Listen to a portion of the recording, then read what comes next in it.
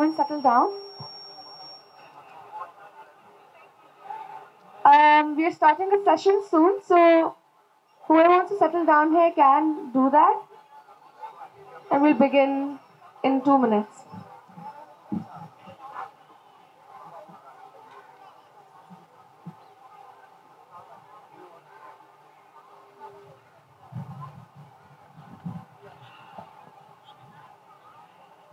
So we have three people on board and on panel with us, and they all. So one is Osama Siddique. He will introduce himself soon, and the other ones are Muneeza Shamsie, who is a Pakistani writer, critic, literary journalist, bibliographer, and editor. And the third person on the panel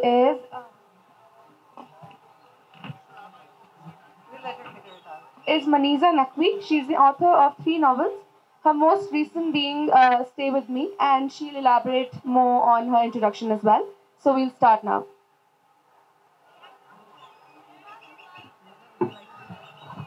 Hello. Oh, okay, it is working, yes. Hello, it's great to be here, especially for the launch of Osama's book, Snuffing Out the Moon. I'm just going to say a couple of lines about it, why I think it's a terrific book. It spans centuries of history. It goes from the distant past, from Mohenjo-daro, from the present day and onwards to the future. And there are different sections. In each section, he's got different vivid characters.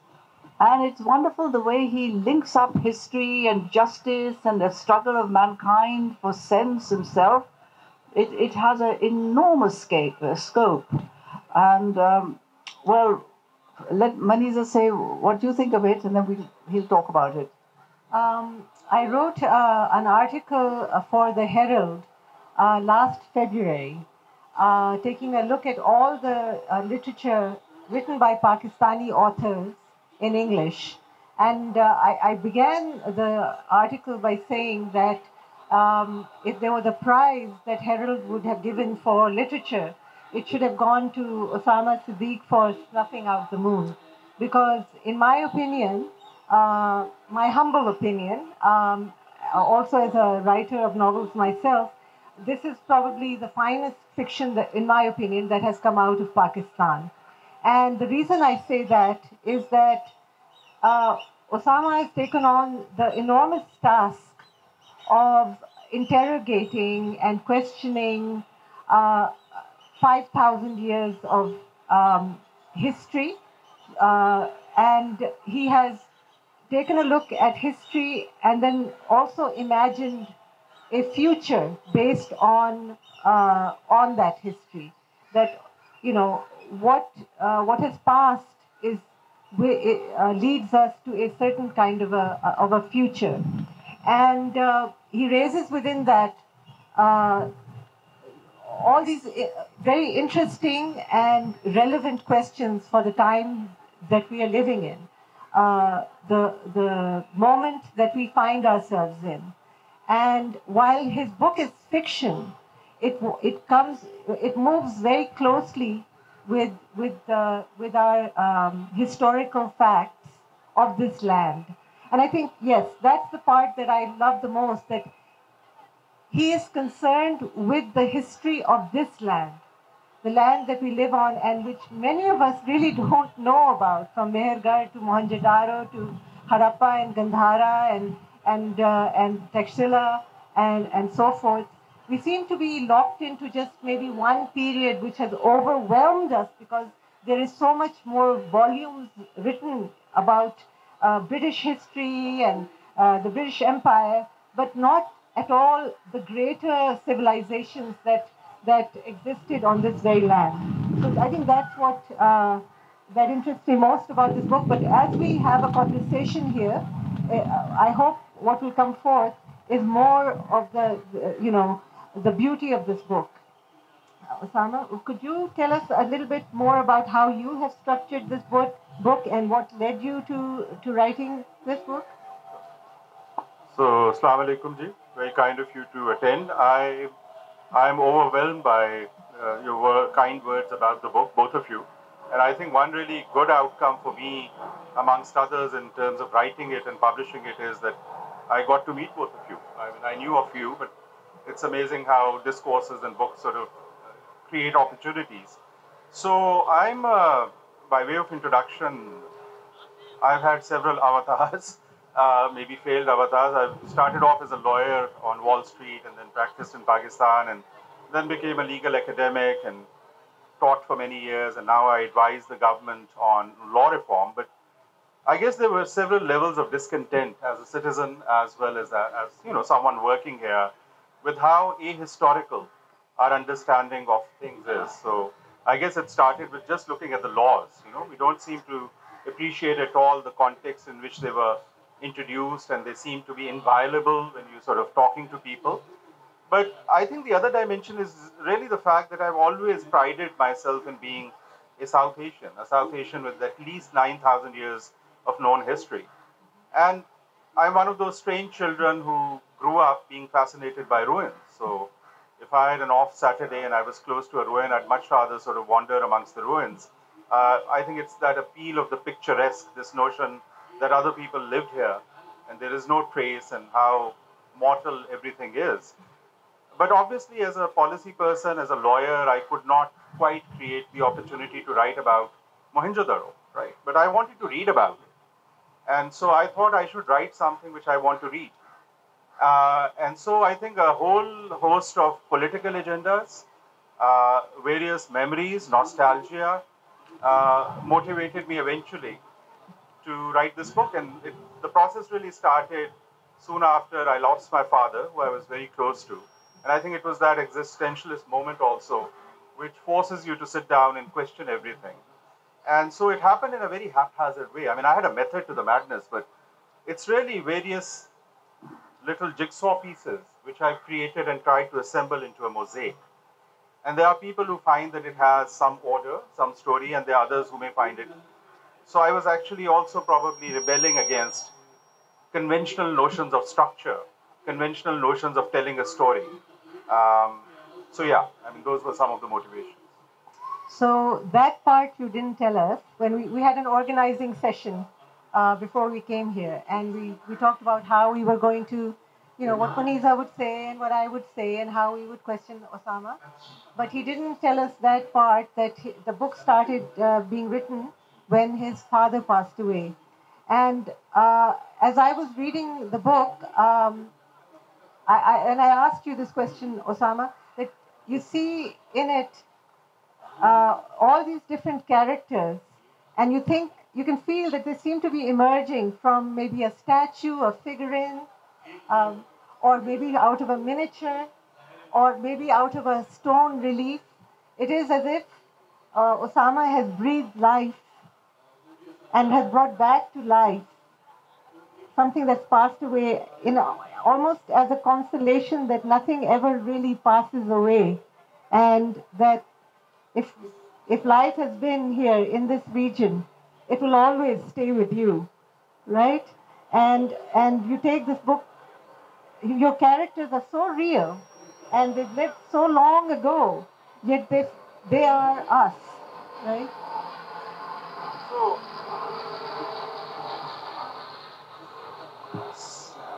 no one in Mohenjo-daro could have imagined everything like this.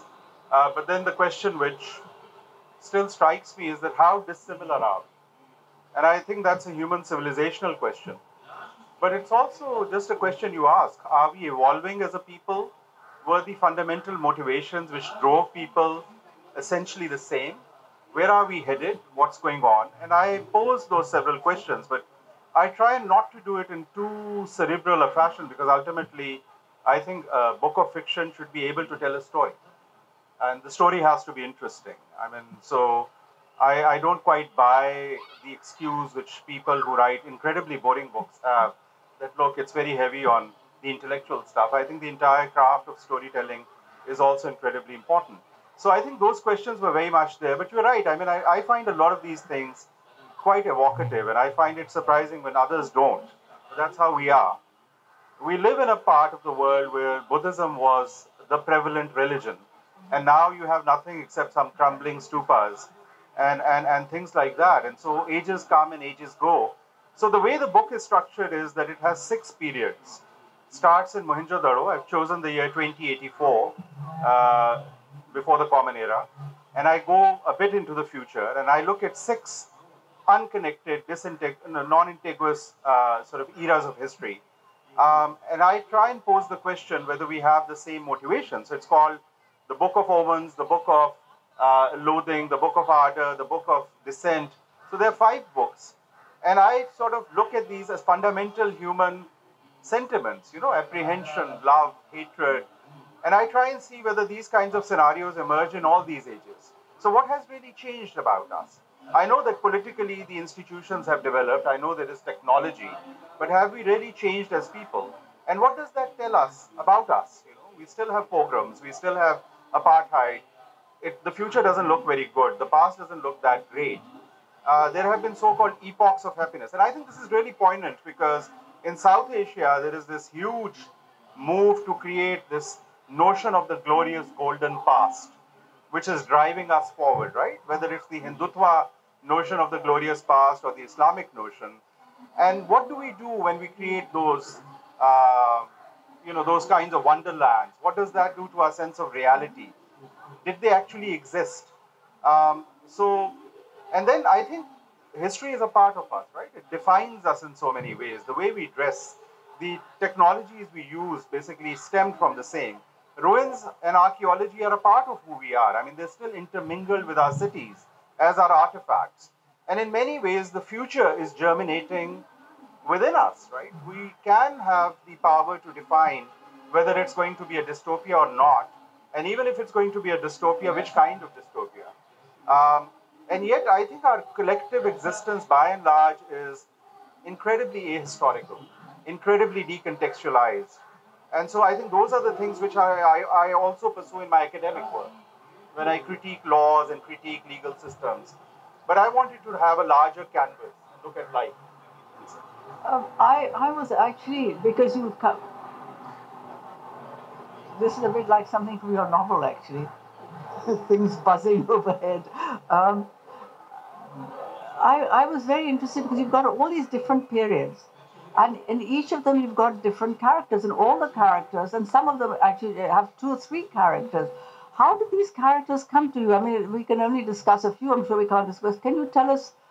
There was Prika, I can't even pronounce his name, who was hiding in the trees because he knew the flood was coming. Then there are the thieves in the Mughal times, and there's Billah in our time, the terrorist or whatever, the thief.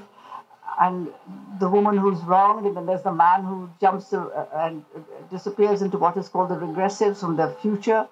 From this future life, he goes and lives in the jungle rather than live in this mechanized world. Can you tell us how all these characters evolved and what you feel are the links between them? Sure, thank you. So I have 2 responses. First of all, I think the entire experiment of writing a historical novel taught me that you have multiple categories of historical characters. So Emperor Jahangir makes an appearance in my book, and that's my take on who he is. And I do some research, but obviously I'm speculating. As compared to him, there are characters like these soldiers native sepoys who rebelled at the Miamir cantonment, and very few people know about this episode, and they were summarily executed. Now, we hardly know anything about them, but they are historical characters. And then there are completely fictitious characters. Now, the characters, frankly, have multiple motivations. Some are meant to be caricaturing real people I wanted to mock. Some are really sort of more archetypical figures standing for a certain political sentiment. So one undercurrent of the novel is dissent. It fascinates me when people stand up against the system and dissent, because in many ways we owe human progression to people who stand up against conformism. If there weren't any new ideas and people willing to pay the price for them, we would not have progressed much. So some of them are performing that role. Some are there for a purely political reason. I worked as a policy person, as an academic, as a lawyer for almost 20 years in Pakistan. I've seen how people suffer in the legal system. And I wanted to depict that because as I've discovered recently looking at Urdu literature from the region, कि बहुत कुछ लिखा गया है जो हमें पता नहीं है, मुंशी प्रेमचंद से लेके आज तक, about how the law affects ordinary people. So I think the characters have motivation. My methodology, I don't know how other people work. I've met authors who have the entire novel plotted and then they write it out. I perhaps had 15% of the sense of the blueprint. And I can say that as I sat down every evening to write, in many ways the characters formed themselves. I think that's the closest I've come to what perhaps is the creative process. And this was incredibly different from any other kind of writing I've done before. First of all, I was not worried about footnotes. And it was a remarkably empowering experience to take a character and mold it any which way. And it was at times quite whimsical, I must say. Really? Okay. I think I can relate to that. I'm also a policy person. So writing policy and memos and reports and then writing a novel are a completely different and very liberating experience when you don't have to stick to the party line on what you can say and what you can't. And there is an aspect of a very important theme in your novel, Osama, that I think you have the vantage point because of your law background, your policy work in law, that I also share with you in my development work, which is that you have people that one relates to the most, which in your novel are referred to as regressives, right? The people who are the have-nots or the ones from whom their lands and their resources are being stolen and who really are not benefiting from the technological advance and so-called progress. So you turn the word progress on its head. And can you speak more to that, to this, the whole concept of regressive? So I guess there are 2 or 3 different contestations taking place in my mind when we look at the near future. I mean, there are people who claim to look far into the future. I can't even tell what's going to happen in Lahore next week. So this is a purely speculative exercise. But 2 or 3 things, Vasant. 2 or 3 things which are quite resonant right now. One is the water crisis. So you can well imagine that there are going to be wars in the future on water. The other is the longevity of the nation state as an organizing structure of political power. The third is what social media has done to our discourses, and especially to discourses of hate. It's so much easier now to actually be divisive. You can counter it, but we can see how hate speech has grown and all that. So the kind of future I'm trying to visualize, my speculation is that despite technological progress, the fundamental human tendency to other people, to create one group of people who are somehow, since they are not conformist with the prevalent order, have to be discriminated against is there. Now, the funny thing is that this is a future in which I see pragmatism as being supreme over religion, because people have had a lot of bad experiences with organized religion and wars, and yet what they've done is that they've conflated religion with spirituality. So anything which is metaphysical, anything which is spiritual is now frowned upon. And it could also be just because there's little water and they don't want to share it with everyone. So these people are now dubbed as regressives simply because they don't adhere to this completely secular notion of the future. Now, I'm someone who believes in a secular state. So in many ways, this goes counter to my normal tendencies, right? I talk about the secular constitution and the state being secular in various ways. But I'm also now speculating here whether a state can actually completely ban any notion of spirituality. And what does that do to you? Is that also discriminatory? And also that even with technological progress and pragmatism, is it possible that this fundamental tendency to discriminate against people is still there? We're still illiberal, despite being liberal in some ways. So that's the kind of scenario in which I create some characters. And I try and there are certain events and certain things happen. And I guess there's also this fundamental question of who's telling history, who's writing it, and what is the prevalent notion. I think we're living in a fascinating age. And when I wrote about it, frankly, Trump had not come into power, so alternative facts had not been coined. But we can see how different historical narratives today are trying to hijack the space. And that's always been the case, right? So we know about Jahangir, what Jahangir allowed to be written. Unless somebody wrote something, it was hidden away and we find it. So what happens when it becomes even more organized?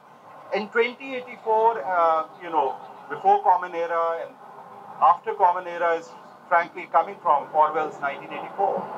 Because at the end of the day, I think it's a remarkable book about dystopias, about speech, about curbing speech.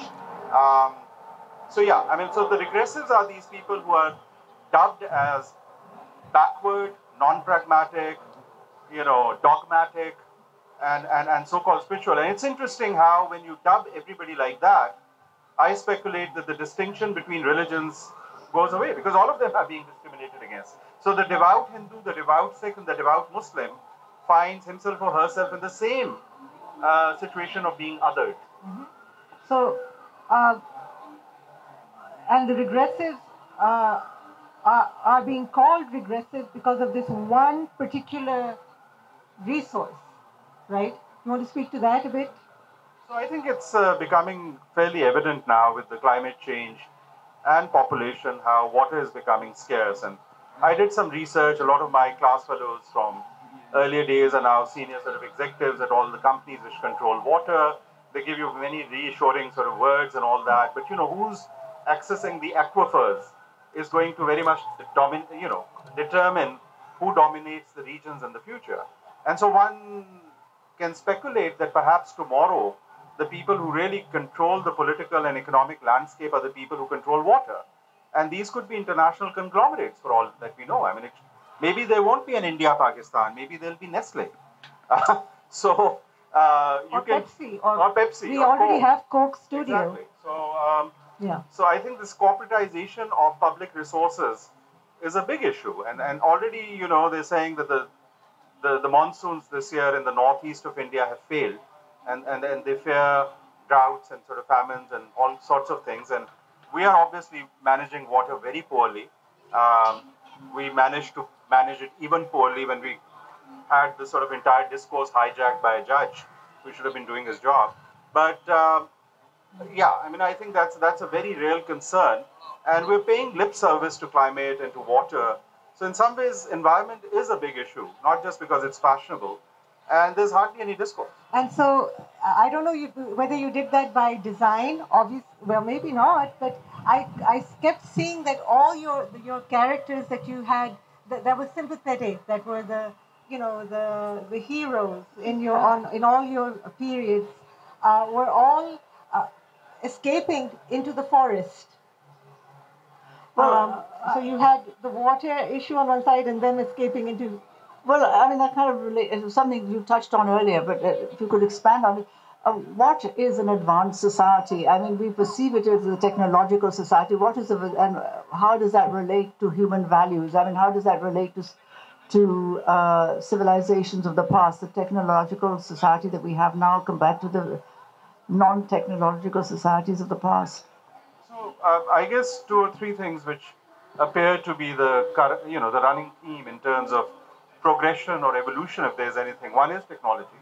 One is political structure. So you start off by the city-states. You go to the satrapies in the Gandharan era. You get to the grand empire under the Mughals. You get to colonial empire, which is even bigger. You get to the nation-state, and then there's the post-nation state. So you could argue that there is definite political evolution of some sort. There is technology. Although at the same time, I'm sort of arguing that the fundamental nature of human engagement, of human perception, motivations are by and large the same. There is still this contestation between technology and religion as organizing principles. And I don't know, I don't have an answer, so I've laid it out and I've kept it vague. I think it remains a recurrent question, but I think the forest is simply because I love trees, but I think it's symbolic. So it's there consciously and subconsciously because in some ways it seems like a very backward step, right? You're going back to the forest. You're going back to the caves. And yet it turns out that the people who are going back to the forest symbolically, metaphorically, or actually are the people who are questioning this mode of progression. They find it ultimately self-defeating. They find it discriminatory in terms of distribution of resources. They find it less healthy. They find it less appreciative of what life is all about. So I think it's both the denuded forests in Pakistan which caused me to highlight the issue, as the fact that this is the common thread between all the dissenters. It's not nature in a purely tree-hugging sense of the word, although I have nothing against that, but it's about ecology, and it's about survival. perception and survival. Yeah. Well, then let's look at something else. I'm sorry. Justice. Has justice evolved over the years? So you could argue yes, and yet I sort of show that no, because it comes from this very personalized dispensation of justice. I mean, you have chaos. So you always have the people in the plains and the people in the mountains, kind of a sociological construct, right? So they set up Texela, and then the white Huns come. And then the white Huns eventually emerge as a civilization, somebody else comes. So you find this early kind of almost Ibn Rushd kind of a dichotomy of how sociology of civilization is there. But yes, there is progression, right? You move towards constitutionalism by the time you get to 2009. I mean, even the colonial battle at one level is a legal battle. But then I'm also sort of having fun questioning law. Is it just a really hegemonic mechanism of now controlling people? Because you categorize people. Citizens are supposed to have equal rights, and yet you have caveats, and especially colonial law created so many categories, you know. So the foreigners were being dealt with in a different way, and the natives were being. So it's a big question, right? So you could say that maybe in the 20th century, one big breakthrough for humankind has been these charters of rights, the Universal Declaration of Human Rights, things like that, which were not there, because at the end of the day, you had the writ of the emperor. So you have now discourses within which you actually advocate rights. And yet we know the reality on the ground in terms of how law itself becomes a tool of coercion, a tool of hegemony. Yes. I mean, I think one of the crises that we are facing globally right now is that corporations have been given the rights of individuals, that they're being treated like an entity, a human entity, right? So like the Supreme Court ruling in the United States, which gives a corporation the same rights as an individual. And that changes the nature of things, because now you're actually recognizing an imperial empire, empire building with the same rights as a citizen, and amassing to it the same rights as a citizen. So, yeah. No, so I mean, I think a lot of these things are also fascinating, right? The creation of the artificial person and all that. But I just wanted to say one other thing, because I guess I'm an academic, and the conversation is really interesting and probing, and it comes out as if this is a treatise on politics. So I'll give you a snapshot. Mohenjo-daro is about a young man who falls in love with a pretty girl, and there's a bad priest in it. Texela is about 3 monks who are not happy with how Buddhism is spreading because it doesn't deal with common people anymore. And then one of them has a bad dream in which they are being invaded by a vicious horde. The Mughal era is about 2 small-time criminals who think that if Jahangir can grab power, why can't we go and loot some money in Lahore? And there's also one failed poet in it, and one other person who thinks that he can sell rotting lemons and things like that as things of superior power. The colonial period is about a person who tells the Dastan and who comes to Lahore, and he's a dissident against the British. It's about a colonial officer who has nightmares, and it is about a bunch of people who rebel against the colonial authority and cross the river Ravi and go to modern-day India. The modern times are about a small-time criminal called Billa, who's on the run from the police and has a romance on a cell phone with his beloved, which is an interesting side story. And there is Rafia Begum, whose sole property is the subject of litigation, and she's so desperate that she seeks refuge in a graveyard. And it's also about a major lawyer and how he collaborates with the army. And the future is about this group of people who've been isolated, who live in the hills, and this supremely technologically advanced civilization which controls water, which has a couple of citizens who are questioning their identity. So it is a bunch of stories which are connected to each other in multiple ways. But yes, I think all the things we have spoken about are some of the underlying things which permeate it, which at least to me, in my humble opinion, is what literature ought to be doing, right? It should be telling stories which we can relate to as human beings, but it should also be posing questions openly. And literature should not be put down and condensed into a tweet like you just did. I was 140 characters for every. Well, I've started chapter. using Twitter, so. Yeah, which is sad because Osama has really written a vast book. It's an amazing book, actually. It's an amazing it's book. A huge scale. When you open it up, don't be in a hurry to finish it. Don't be in a hurry to understand everything. Don't be frustrated about, oh, well, why did I, stop? Why did this character stop here? And when do I get to meet this character again? Down, a couple of chapters. Stay with the book, and it will stay with you because you'll be reminded throughout your day, every day. Oh, this seems to resonate with me because it's coming from what I've read in Osama's fiction. I really can't emphasize enough how the world that we're living in that he has shown as a future of where Earth might go. It's already here. It's happening. We do have a water conglomerate happening, as Osama has described it. There is the question that the wars that are going on right now, whether they're in Iraq or in Sudan, are they about oil or are they actually about the water resources? Golan Heights in the West Bank. Golan Heights, why is that so important? Well, that's a water resource. And the biggest thing between Israel and Palestine is Israelis use 4 times as much water than Palestinians do. And they are celebrated for their trickle irrigation. That's bullshit. Excuse me, that's French. But that's nonsense. It's all about water. They say that the invasion of Iraq was really not about the oil in Basra. It was the huge lake sitting in Kirkuk, or somewhere in that region. The huge lake, which is a huge water resource that irrigates both Iran and on this side Iraq and all the way into Israel. So we really cannot overemphasize the importance of this resource and what we are doing to it. We'll all be running to the forest soon. And before we do that, we should be running to the forest with Osama's characters. I just want to say one more thing. I love the attention to detail in this book. The way he describes the flowers, the trees, the moonlight, bricks, buildings, spires. He's got everything. And so one very vivid image that haunts me is that in the beginning, the Manjudaro, he's actually got a girl who stands in the position of the dancing girl. And later there's a story about what the dancing girl statue that we see. But it's this kind of honing in on details that makes this narrative so alive. Could you quickly get to that chapter? Have we got time? Because thinking of the... okay. Okay. Yes, I agree, Maniza. There are moments in this novel that are so beautiful.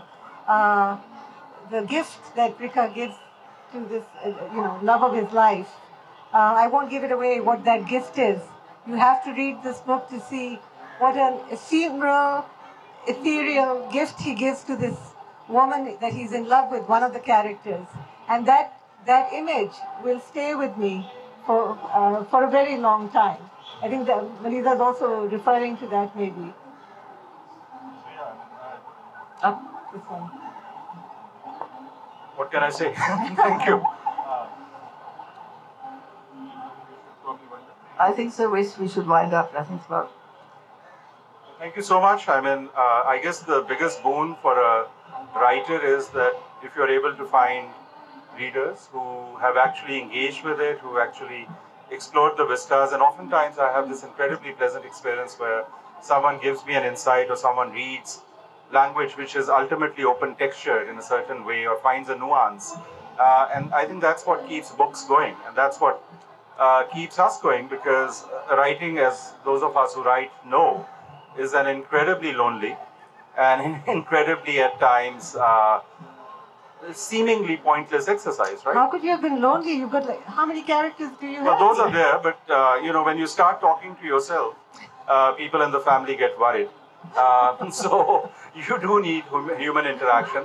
But I think one other sort of small little thing which is very close to my heart, which is what I've done after the book came out, is that I think we all realize the incredible crisis we face in terms of the younger generation, or at least our perception is that they don't read as much. I mean, and for a lot of people, it's simply affordability, right? But I think we don't put a premium on writing and things like that. So one of the things which I've enjoyed the most is, and very heartening is, that I got invited to a lot of universities.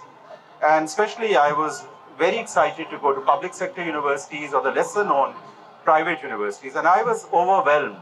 I mean, it really energized me because, look, in my everyday life, I deal with judges and lawyers. So you can imagine how invigorating that must be.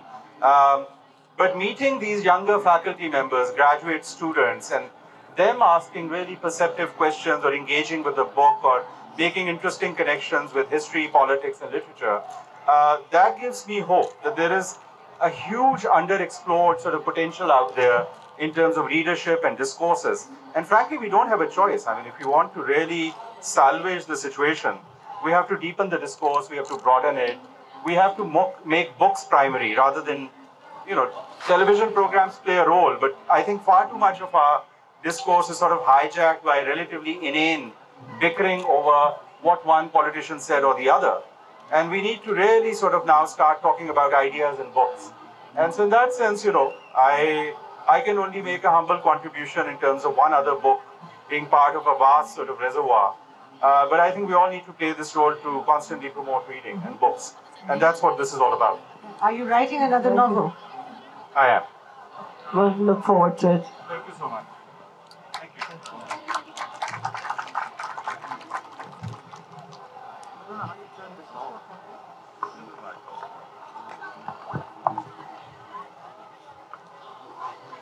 Oh, let's go. Mike, sorry. Sorry, go ahead. Sorry, I didn't realize we didn't have time. Please go ahead. We're bringing a mic. We're bringing a mic too.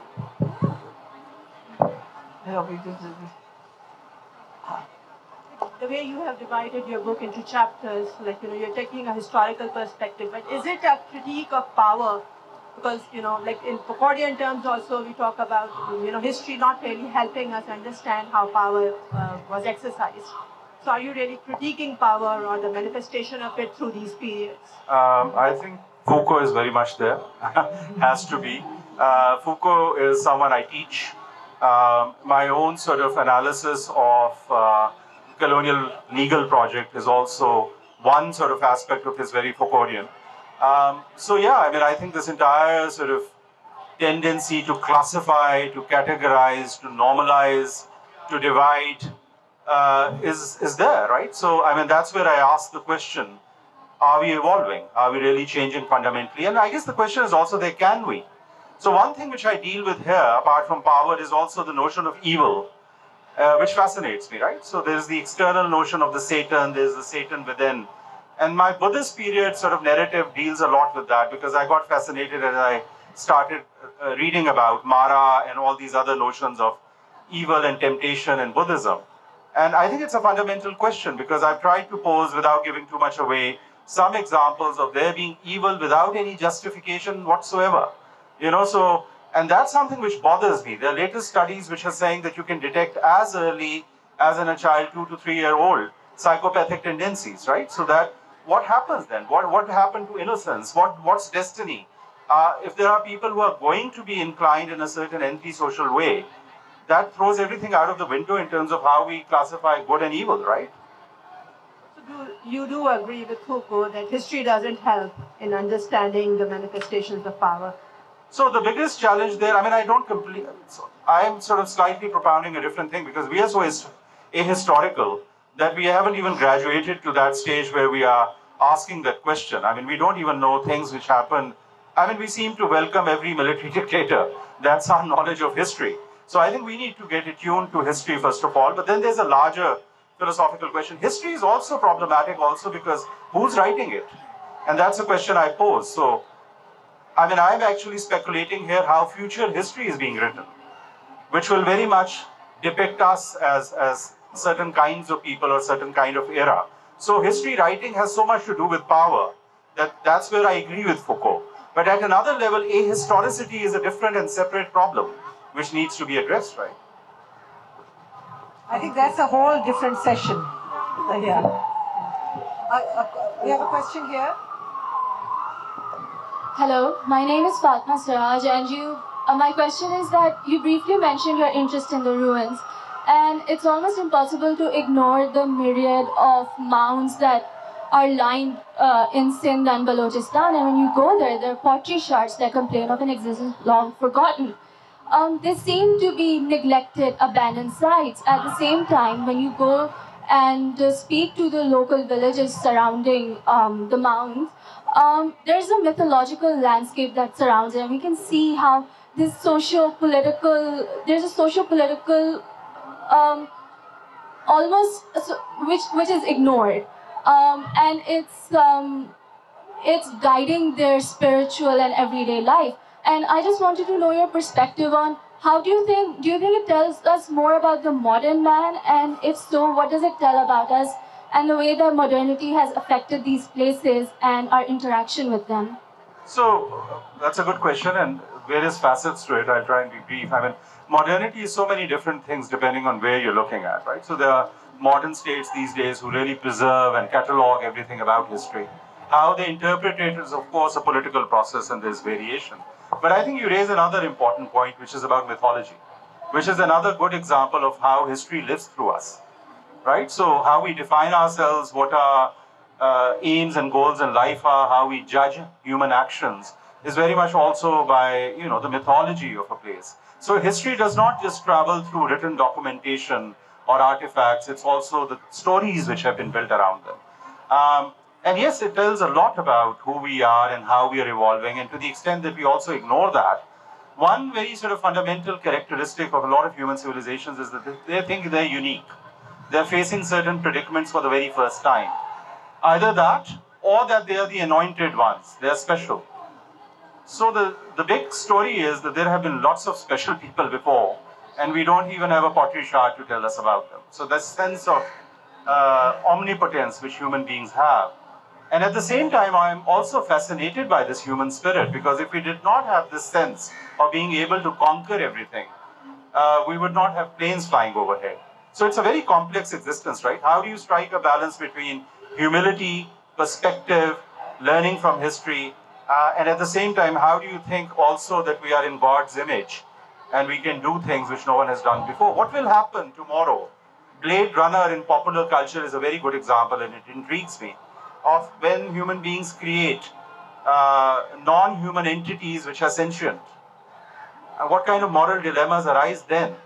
Already, I think you asked this question earlier, modernity about cloning, about genetic manipulation, about controlling what kind of children are born tomorrow, are raising questions which are completely unique today. So in some ways, yes, we are changing. And in some ways, we are exactly the same pathetic lot that we've always been. Well, I think we On should. that very happy note, so we can just say, go and get the book, read it for yourself, and we'll see what we mean. Thank you all. Thank you. Thank you so much. Thank you. I think it's a good conversation. We should try and get this recording. It is being recorded, I think.